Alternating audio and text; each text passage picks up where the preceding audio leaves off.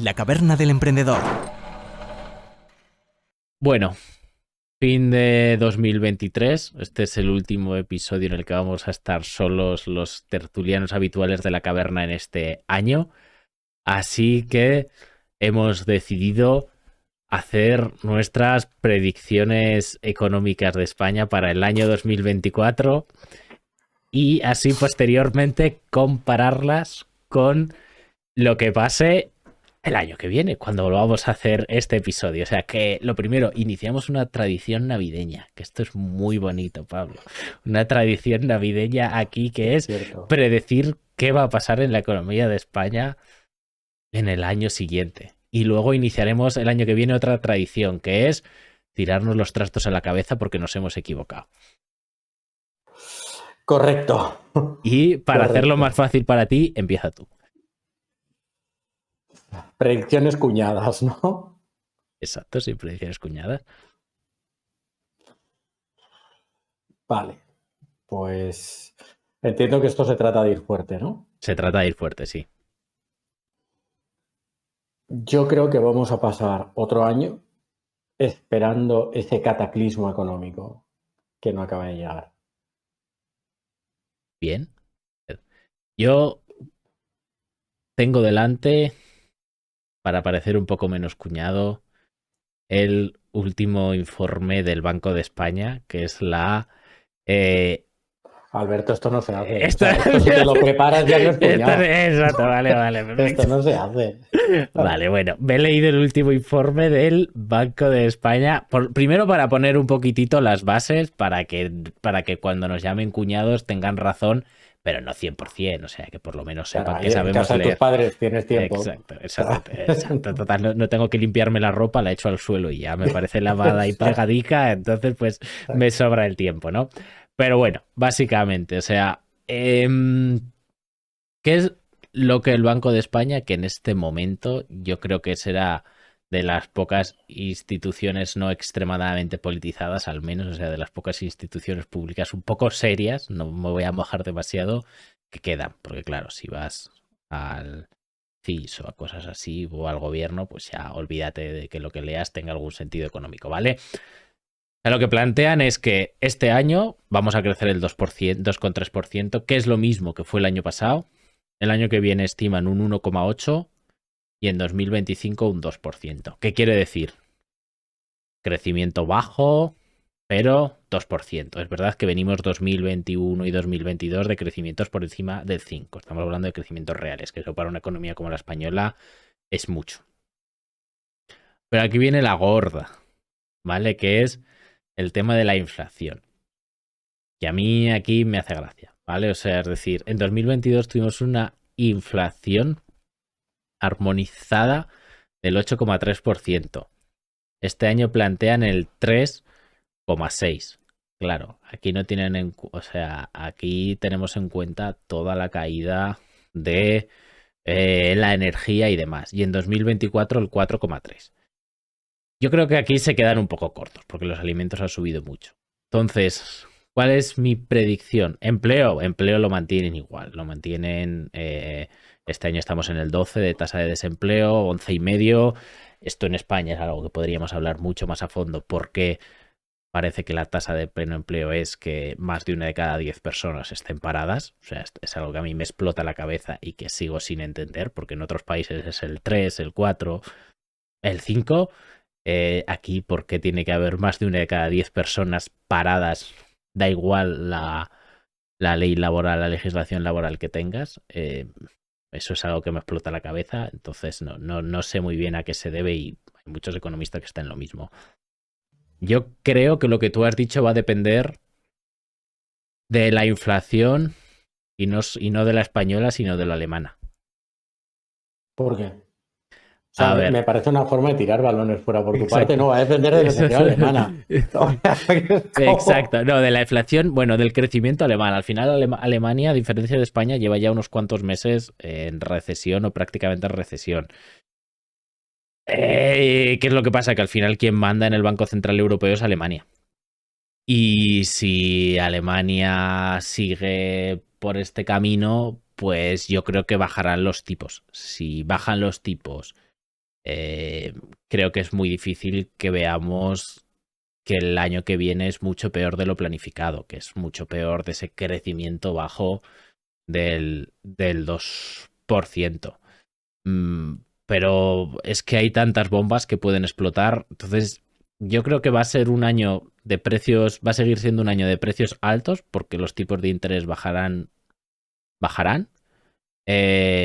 o por lo menos se mantendrán como están de precios altos, inflación alta, un poco más de lo que plantean, que nos coma a todos un poquitito los ahorros y crecimiento bajo, pero sin meternos un tortazo porque no va a haber un choque agresivo por parte del Banco Central porque Alemania ya está muy jodida. Entonces, como Alemania está muy jodida, pues no van a seguir aplicando subidas de tipos de interés o cosas que ralenticen la economía porque entonces te cargas a Alemania. Entonces, como de momento están así, pues yo creo que así nos mantendremos. Ahora, que somos inmunes, ya dijo Zapatero que estábamos en la Champions League 3 meses antes de meternos el tortazo gigante, así que eso nunca se puede saber. Pero yo estoy muy en línea con lo que ¿Cuánto te dices. odio? ¿Cuánto?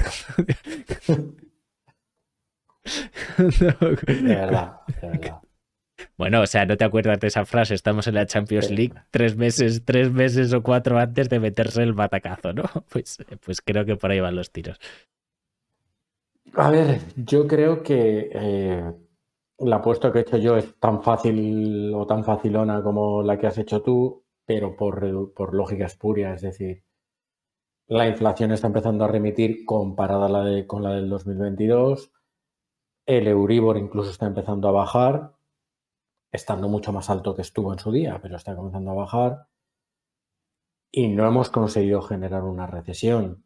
Y si Alemania está en recesión y por lo tanto los motivos o las motivaciones para generar una recesión han desaparecido, pues lo normal es que no entremos. Otra cosa es que efectivamente no seamos inmunes o que estemos en una tasa de crecimiento que pueda ser prácticamente testimonial. Es que fíjate, por ejemplo, Alemania, crecimiento del primer trimestre 0, del segundo 0,1, del tercero menos 0,1. O sea, ha crecido literalmente 0. O sea, no se puede decir que está en recesión, pero está ahí. ¿Qué es lo que pasa? O sea, aquí hay muchos temas que yo creo que pueden pasar, ¿eh? Y es que España siempre tiene sus desequilibrios bastante graves.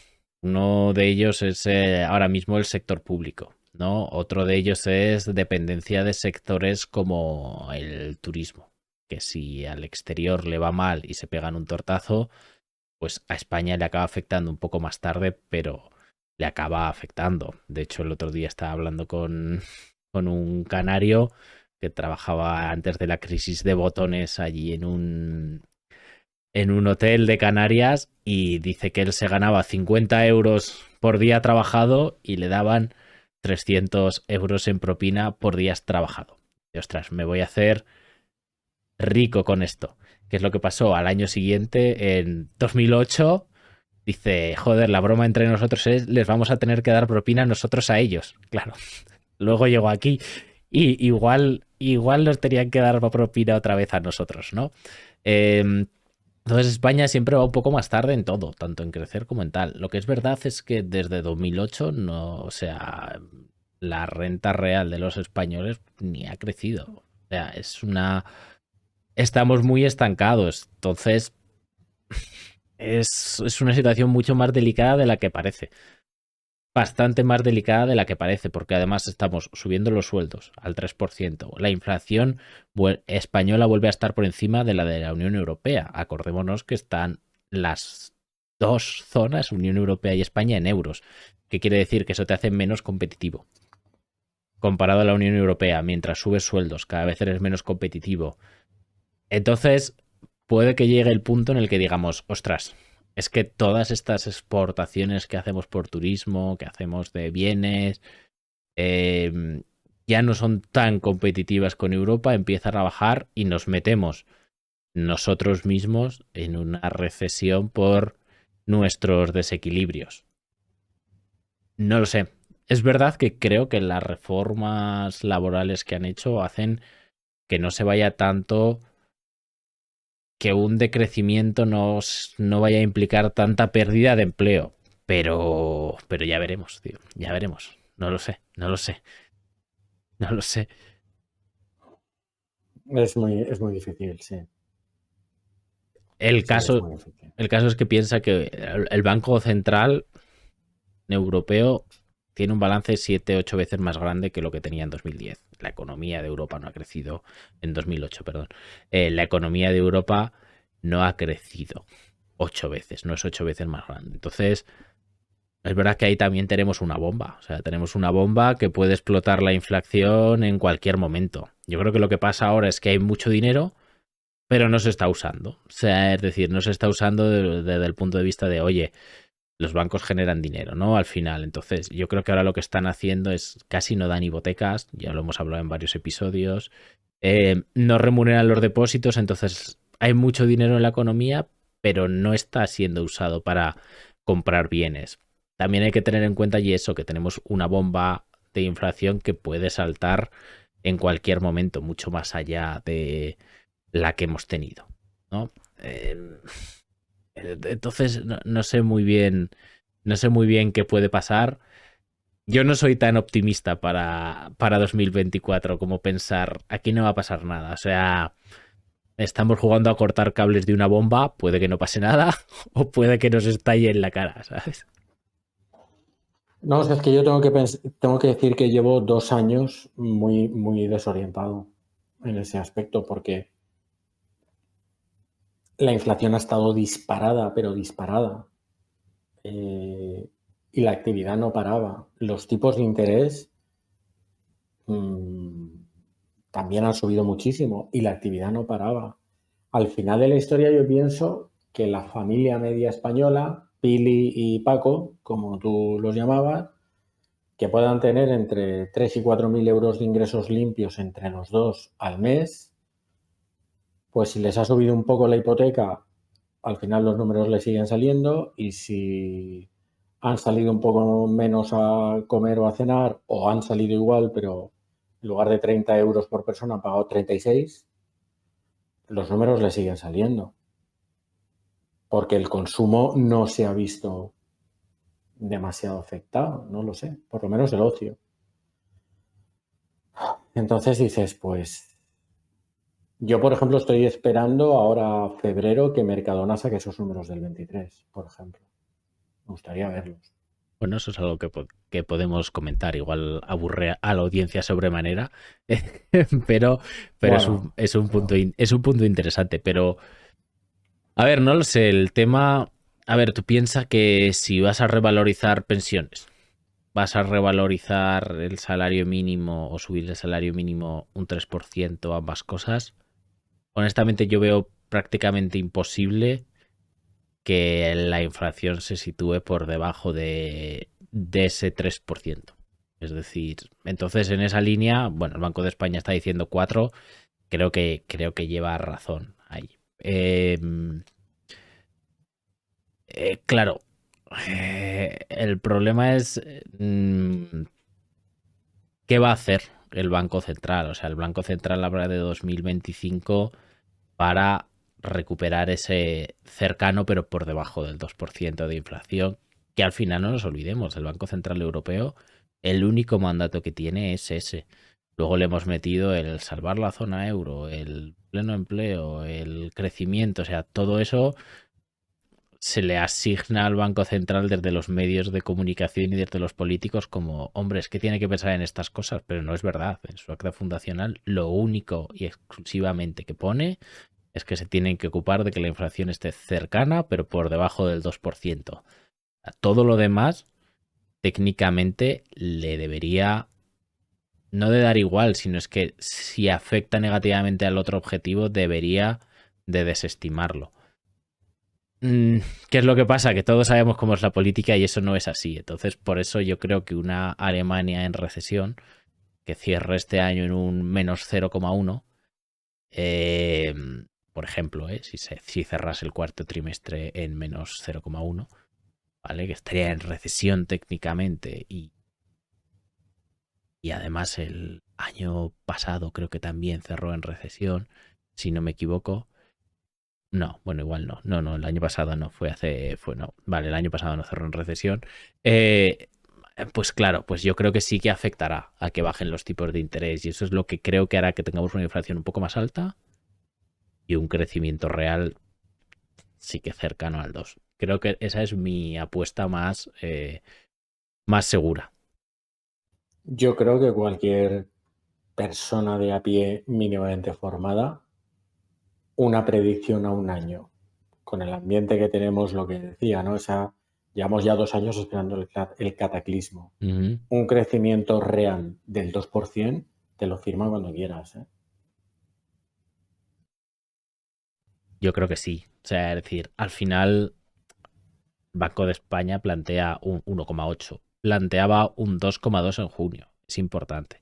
Por eso creo que no va a ser tanto también, porque aparte de que el propio Banco Central, bueno, Banco de España, de que el propio Banco de España ya ha planteado esas 4 décimas de crecimiento de bajada.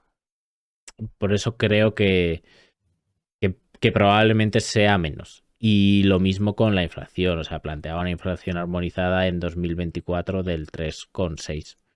Ahora la plantea del 4,3. Yo creo que con las subidas de sueldo que se plantean y una Alemania tal y como está, puede que la veamos más alta. O sea, de ese 4,3, que se acerque al 5. Pero bueno, es que depende de muchas cosas, porque al final depende por supuesto, de los precios de la energía, depende de un montón de historias que nosotros no controlamos. También es verdad que el Banco de España en sus análisis tiene que ser cauto. Entonces nosotros aquí podemos hacer lo que nos dé la gana. Nos podemos inventar y predecir lo que nos dé la gana. Todo lo que ponga aquí tiene que ser con datos y con series estadísticas muy serias y no puede ser como ya me equivoqué hace 3 meses, pues ahora lo subo de más, ¿sabes? O sea, eso lo estoy haciendo yo porque me sale de las narices y porque estoy en la caverna, pero no con una base de series estadísticas. Ellos lo pueden hacer detrás, ellos no lo pueden hacer así. Entonces, no lo sé, pero es que pueden pasar tantas cosas que se puede volver a ir la inflación al 7 al 8%. Es que, ¿por qué no? Eh, y el crecimiento real que sea negativo. En Alemania ya está así. Yo ya te digo, si es un crecimiento real del 2%, vamos, eh, te lo firmo ya, Venga, totalmente. vamos a hacer una apuesta cuñadísima.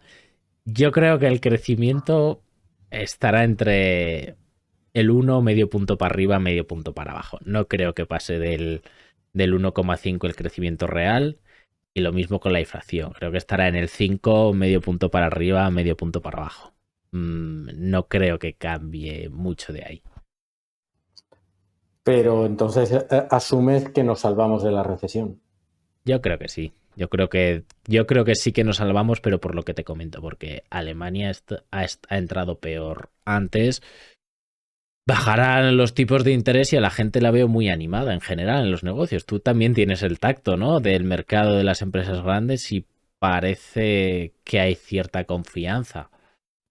No sé si es una salida del COVID. A ver, pueden pasar muchas cosas, pero yo creo que sí que nos salvamos de momento de la recesión. No creo que sea ¿cómo llaman? Creo que va a ser un soft landing, ¿no? Un aterrizaje suave y no va a ser nos hemos estrellado.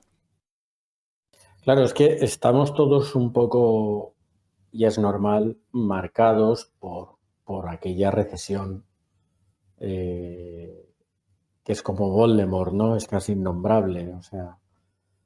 Pero aquello fue otra película. Aquello fue otra película, una crisis muchísimo más aguda, una crisis de modelo económico. Probablemente no estamos en ese caso, en esa situación a día de hoy. Y a veces también lo pienso. Esta temporada la guerra que se lleva es Israel contra Hamas. ¿Cuánto tiempo van a seguir los países occidentales sosteniendo una guerra en Ucrania que, que está completamente enquistada, que parece la Primera Guerra Mundial porque es prácticamente una trinchera estática. ¿Cuánto tiempo van a estar alimentando eso y manteniendo una enemistad económica con Rusia? A ver, eso sinceramente no tengo ni idea. O sea, eso no sé lo que va a pasar. O sea, yo creo que no va a haber recesión si no pasa ninguna burrada en esa línea. Es decir, oye, mantienes una guerra de trincheras con Rusia durante un año. Vale, perfecto. Sabes que tiene unos costes. Es verdad que ya ni la OPEP ni Rusia tienen el poder que tenían antes de controlar el precio. Se ha visto en esta crisis que no lo tienen ni tienen el mismo porcentaje y el precio del petróleo no lo han podido controlar también. Entonces, en un escenario en el que no haya ninguna otra, llamémoslo, catástrofe o escenario brutal, claro, o sea, yo veo los principales problemas que tiene España. El primero es la deuda pública, que está en el 108%. Si no me equivoco, está cerca del 105, 110, no sé exactamente qué punto. Pero ¿qué es lo que pasa? Que el gobierno es nuevo. Ha hecho sus previsiones. En el 2024 hay elecciones al Parlamento Europeo. ¿Vale? O sea, es decir, que hasta septiembre de 2024 no vas a tener nuevo Parlamento Europeo ni nadie se va a meter con el nuevo gobierno si lo que dice lo hace, lo cumple o no lo hace. Entonces vamos a poder seguir teniendo déficit, una previsión de déficit 3-4% real o incluso que aunque luego sea superior sin que nadie le plantee recortes. Entonces, en ese escenario, bueno, salvo que las primas de riesgo se vayan al cielo y se complique todo, no veo muchos cambios en España y por eso te planteaba lo de un punto y medio. ¿Qué otros problemas potenciales hay? Pues que hay muchos. O sea, desde que a un país de estos se le termine de ir la cabeza, que China decida invadir Taiwán o yo qué sé, o que pase cualquier accidente de estos, qué tan cerquita estamos entre dos países. No lo sé, cualquier cosa de esas manda al traste todo, pero vamos, manda al traste cualquier predicción, las nuestras, las del Banco de España y las del mejor think tank del mundo. Es cierto que hay un hecho que se producirá a final de año, pero en noviembre del 24 hay elecciones en Estados Unidos. Y es posible que la economía en un momento determinado, si se espera un cambio, descuente ese cambio con antelación y todo el mundo reajuste sus posiciones dando por hecho ese cambio, que podría ser una vuelta de Donald Trump. Claro, aquí el tema es si esto afectará a España en 2024 o ya será en 2025, porque una cosa es que, por supuesto, las bolsas lo van a reflejar y yo creo que incluso en parte la economía real americana podría llegar a reflejarlo, pero no creo que la industria media española vaya a despedir o contratar gente en base a, oye, ¿qué va a pasar en América con, con Donald Trump? Igual me equivoco, pero no creo que eso afecte a 2024, si bien creo que sí que afectaría ya mucho a 2025, 2026.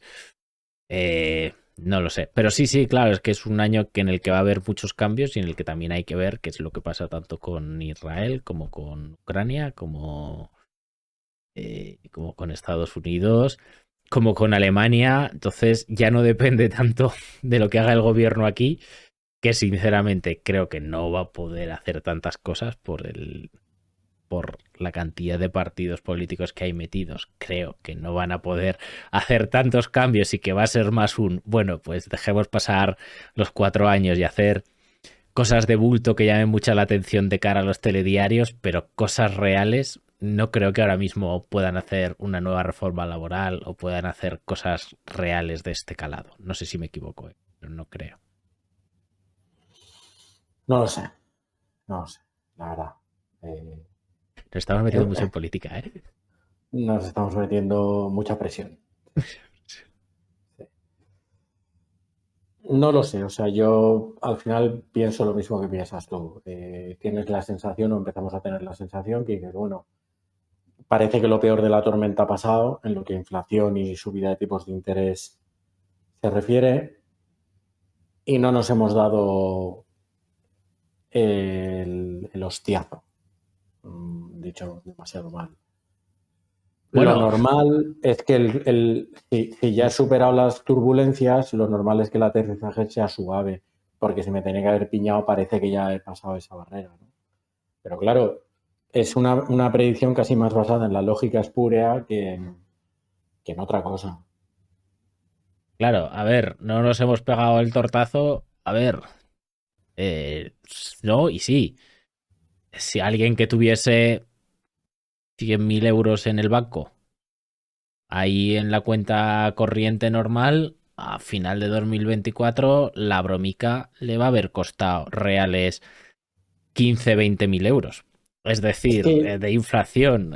Al final no nos hemos sí, pegado el tortazo, no, porque los lo han ocultado, como hacían en las crisis de los 90, ¿no? Bien de inflación y bien tal, que no tiene, o sea, es decir, que no quiero decir que lo hayan hecho planificado, pero que claro, pero es que yo creo que ahí también no nos dimos cuenta, pero de manera suave hubo un cierto cambio.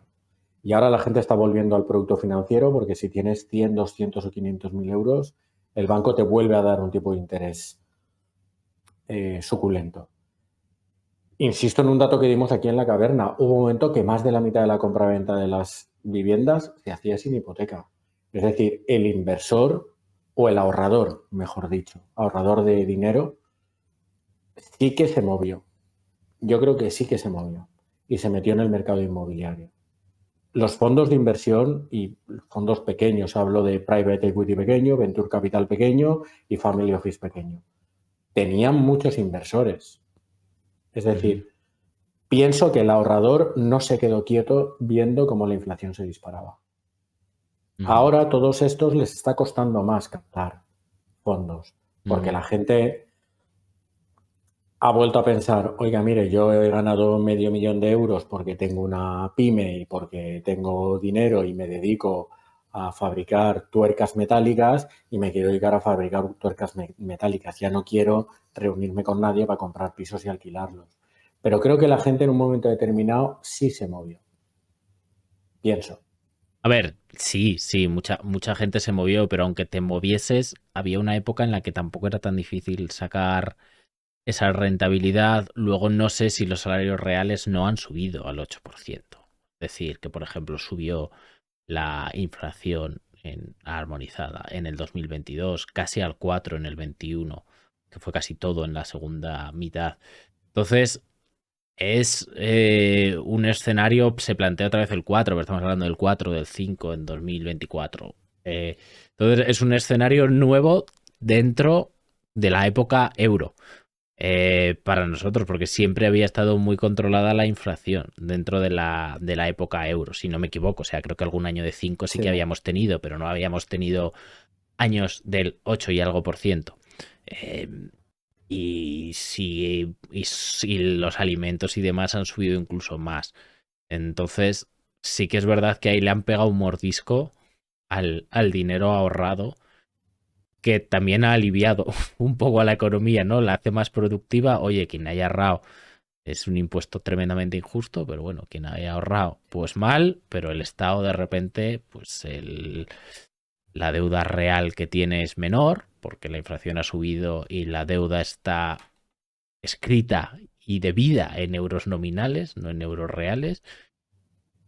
Bueno, pues por ahí yo creo que se ha hecho un poco el ajuste, digamos.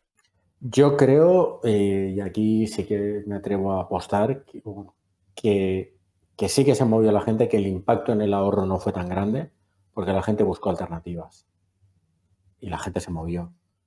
Y creo que este año, si tal y como está siendo el producto financiero, empieza, producto financiero de lo más tradicional, ¿eh? O sea, estoy pensando en la mente, tengo plazo fijo cuando digo esto. Empieza a ofrecer al pequeño ahorrador un tipo de interés que empate la inflación, lo va a dar por bueno. No, si al final tú en el producto más seguro es a lo que juegas, a empatar la inflación, está claro. Tú si vas a un depósito bancario o algo similar, pero empatar un 5% es difícil, ¿eh? En un depósito con un Euribor al 4 y pico. Yo lo estoy viendo, yo lo estoy viendo ya. Sí, bueno, eso Sí. está, eso está bien, porque hasta hace unos meses ofrecían el 0%. O sea, Yo que estoy éramos- viendo tipos entre el 4 y el 6.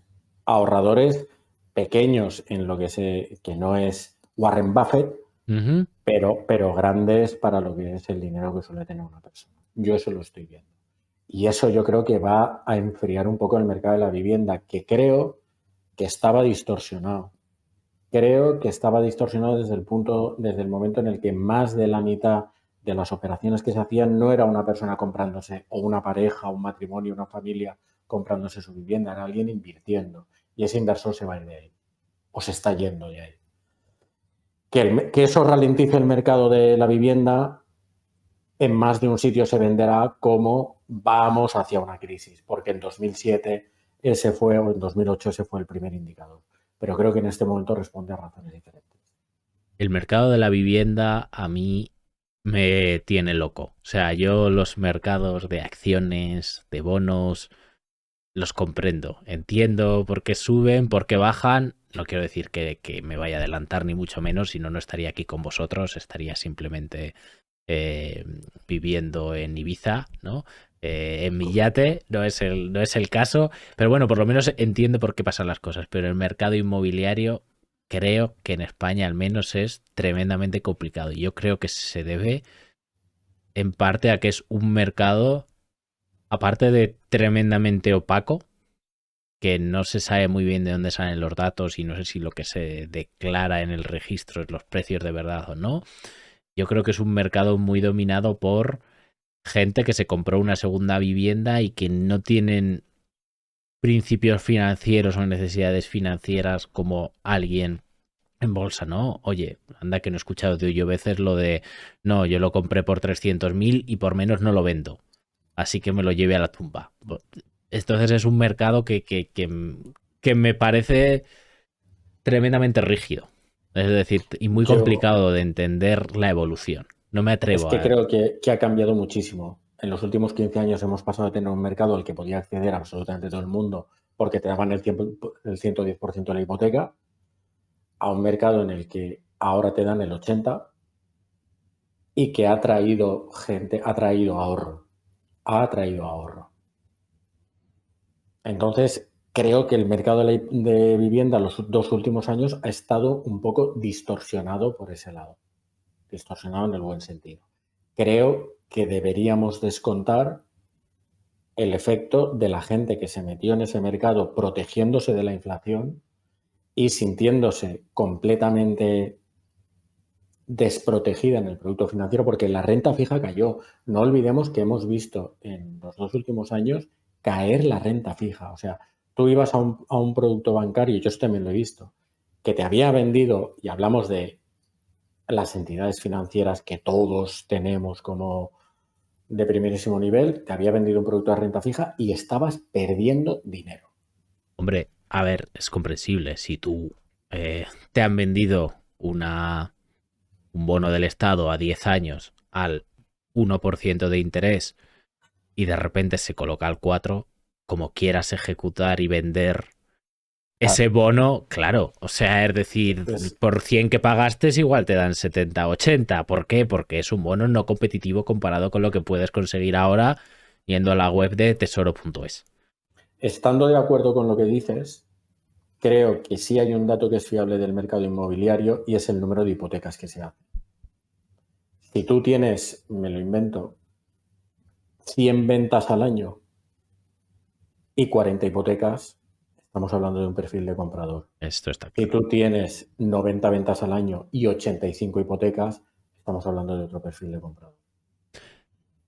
Estoy de acuerdo y que más de la mitad de las hipotecas, o sea, de las casas, se adquieran a tocateja, es decir, sin hipoteca de por medio, implica que no se están adquiriendo por gente que la va a usar como primera vivienda. Es decir, que puede ser que sí, ¿eh? Que tengas mucho dinero, te la compras como primera vivienda y vendas otra, pero lo normal es que digas, Exactamente. tengo ahorros, me voy a comprar una segunda casa para alquilar, etcétera. Te la compras como primera casa y dejas la tuya como segunda, ¿vale? Claro, no es lo mismo que alguien que pide el 80% de hipoteca porque va a ser la casa donde viva. Está claro, es un perfil completamente diferente. Claro. Ahora, el problema de ese comprador es cómo va a reaccionar, cómo reacciona luego en el mercado, porque tú en bolsa tienes un precio y tienes intercambios. Aquí en este mercado que es mucho más opaco, Yo creo que hay mucha gente que casi se enamora de su liquidez y es como, bueno, pues ya cuando suba ya recuperaré el dinero. Entonces, aquí yo creo que la inflación, no sé cuánto han subido los precios de la vivienda, pero que la inflación al final es la forma que ha habido o que hay de que bajen los precios reales de las casas, porque los nominales es muy difícil que con ese comportamiento baje.